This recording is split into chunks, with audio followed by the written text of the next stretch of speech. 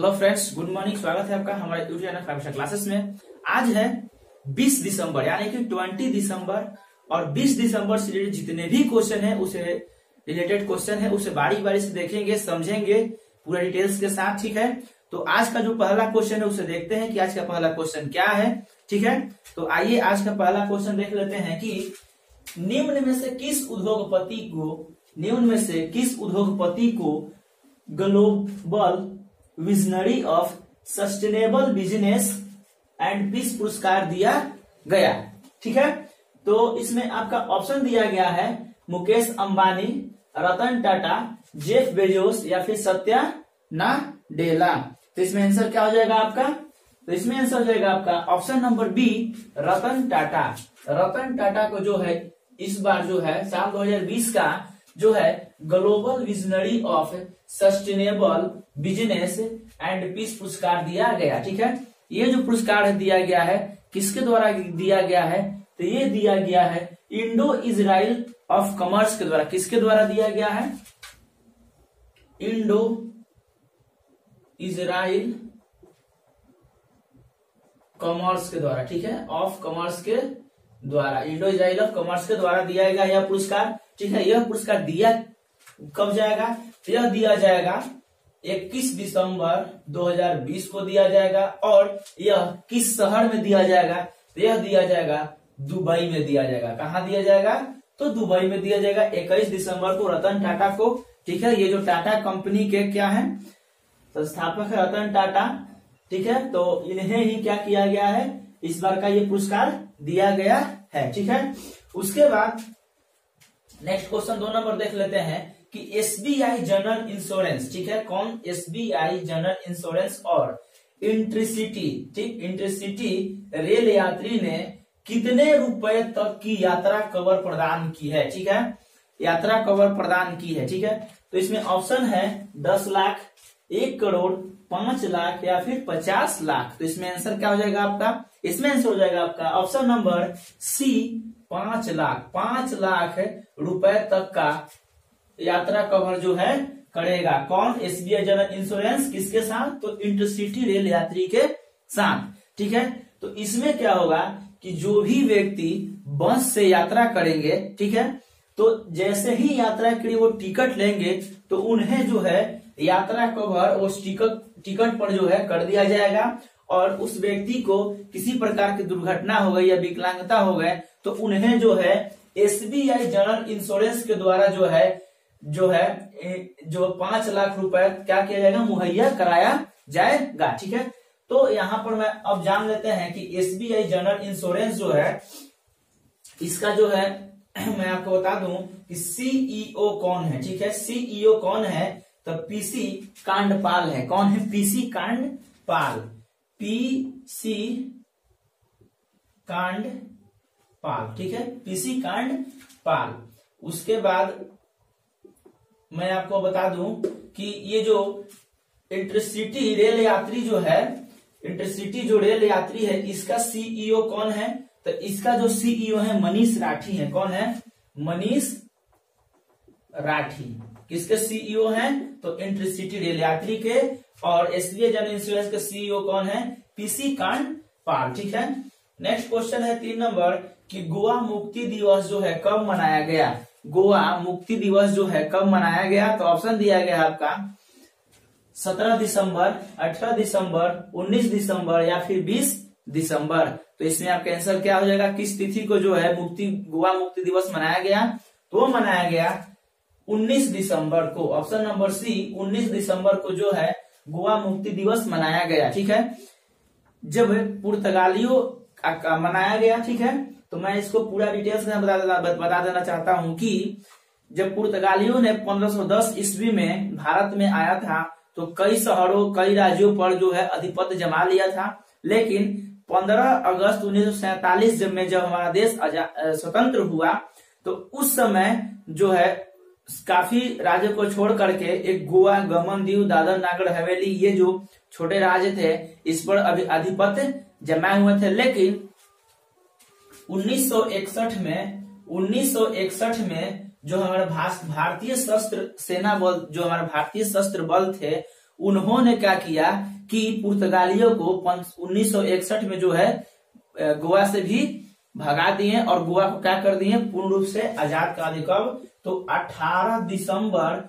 1961 को क्या किए हमारे भारतीय सशस्त्र बल ने जो है इन्हें हटा दिया पुर्तगालियों का 1961 में। और उसी समय से 19 दिसंबर को जो है गोवा मुक्ति दिवस के रूप में क्या किया जाता है, मनाया जाता है। ठीक है, नेक्स्ट क्वेश्चन है 4 नंबर कि पाकिस्तान देश के किस गेंदबाज ने अंतर्राष्ट्रीय क्रिकेट के सभी फॉर्मेट से संन्यास लेने की घोषणा किए हैं? तो इसमें आपका ऑप्शन दिया गया है मोहम्मद आमिर, उमर गुल, वहाब रियाज और सैयद अजमल। तो इसमें आंसर क्या हो जाएगा?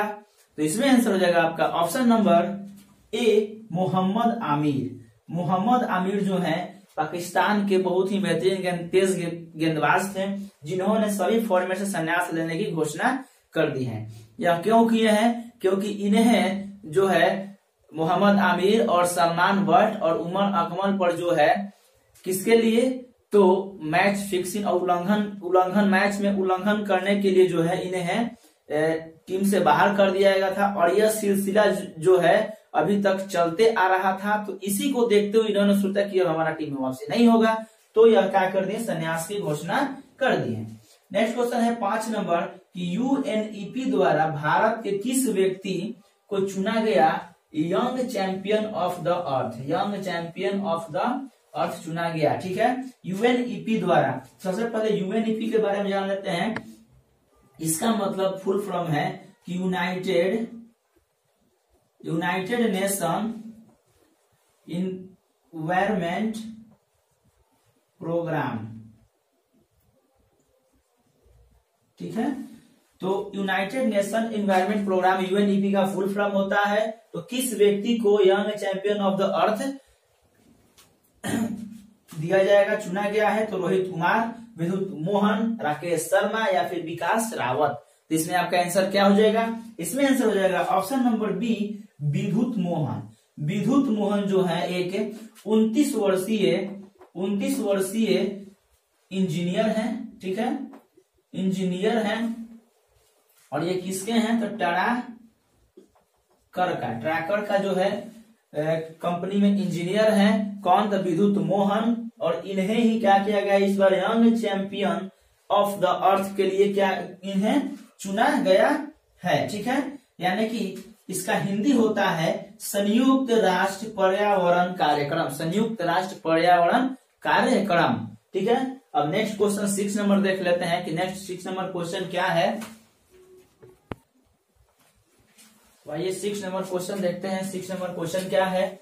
6 नंबर क्वेश्चन है कि ह्यूमन फ्रीडम इंडेक्स, कौन सा इंडेक्स? तो ह्यूमन फ्रीडम इंडेक्स, यानी कि मानव स्वतंत्रता सूचकांक।